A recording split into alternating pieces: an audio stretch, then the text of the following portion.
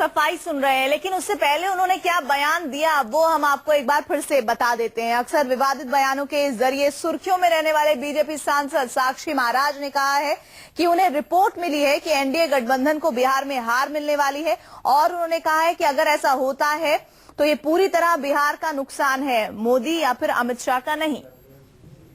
अमित शाह और मोदी जैसे लोग बिहार को आगे ले जाना चाहते हैं, पर अगर बिहार उठना नहीं चाहता तो ये उसका दुर्भाग्य होगा। हमें ऐसी रिपोर्ट मिल रही है कि हम बिहार में हार सकते हैं। अगर ऐसा होता है तो ये पूरे बिहार का नुकसान होगा। ये मोदी और अमित शाह का नुकसान नहीं है। बिहार ऐसा राज्य है जो जाति से ऊपर नहीं उठना चाहता है। यादव लालू को गाली बकते हैं, लेकिन वोट भी उन्हीं को देते हैं।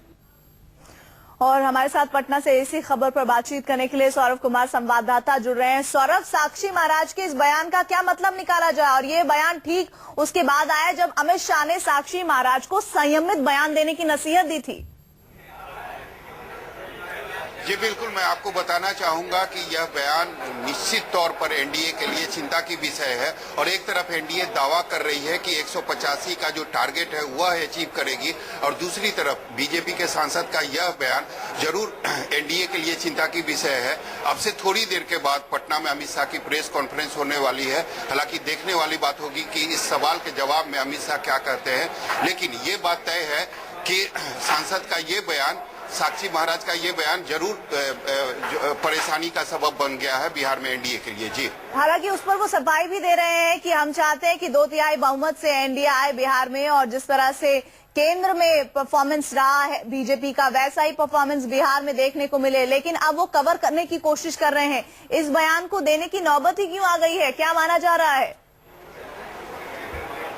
जी बिल्कुल प्रीति, आप देखेंगे कि साक्षी महाराज ने केवल बयान नहीं दिया है, उन्होंने तर्क भी दिया है। उन्होंने बताया है कि जो यादव हैं वो लालू प्रसाद यादव को पसंद नहीं करते हैं। उसके बावजूद जो यादव जाति के लोग हैं वह लालू प्रसाद यादव और नीतीश कुमार के साथ खड़े हैं। वह उन्होंने यह भी कहा कि बिहार के लोग जातिवाद से ऊपर नहीं उठ पाए हैं, उन्हें विकास नहीं चाहिए, वो जातिवाद को देखकर ही वोट कर रहे हैं। तो केवल उन्होंने बयान नहीं दिया है, उसके पीछे उन्होंने तर्क भी दिया है, और उस आधार पर उन्होंने कहा है कि मुझे जो रिपोर्ट मिली है उसके अनुसार बिहार में एनडीए जो है वो लूज कर रही है। जी, और ऐसे में ये भी समझना होगा कि अभी तो सिर्फ 2 फेज के ही इलेक्शन हुए हैं, 3 फेज के इलेक्शन होना बिहार में बाकी है, और उससे पहले ही साक्षी महाराज कैसे इस तरह के निष्कर्ष पर पहुंच जाते हैं जो कि बीजेपी के लिए मुश्किलों का सबब हो सकता है। उधर बिहार में बीजेपी नेताओं की देर रात तक बैठक चली है। बैठक में आगे के चुनाव के लिए रणनीति बनाई गई है। बैठक में यह निर्णय लिया गया है कि आगे के चुनाव में पार्टी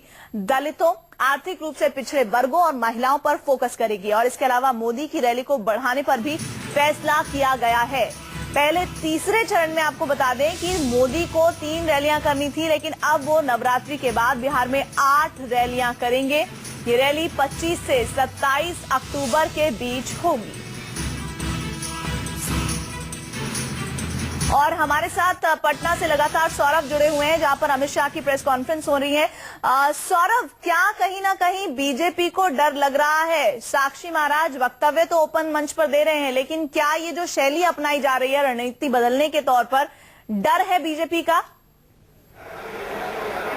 जी बिल्कुल, जिस तरीके से अमित शाह कल देर रात करीब 9 बजे वो पटना पहुंचते हैं और 10 बजे से वह होटल मौर्या में एनडीए की बैठक करते हैं। हालांकि यही रणनीति एनडीए के तरफ से बनती है कि आने वाले जो 3 चरण के चुनाव है उसके लिए अलग से रणनीति बनाने की जरूरत है। कारण 2 चरण के चुनाव के लिए जो एनडीए ने रणनीति बनाई थी वो कहीं ना कहीं असफल दिख रहा है। इसीलिए अलग से रणनीति बनाने की जरूरत है, और ज्यादा से ज्यादा अटैकिंग जो होता है वो एनडीए के नेताओं को होना जरूरी है। महागठबंधन के नेता जो सवाल खड़ा कर रहे हैं उसका जवाब देना जरूरी है, और पब्लिक मंच से देना जरूरी है। इसी वजह से अमित शाह कल आते हैं और एनडीए की बैठक होती है, लगातार 2 घंटे की बैठक होती है। उसमें तमाम जो एनडीए के नेता हैं वो मौजूद थे, चाहे रामविलास पासवान हो, जीतन राम मांझी हो, उपेंद्र कुशवाहा, तमाम नेता मौजूद थे।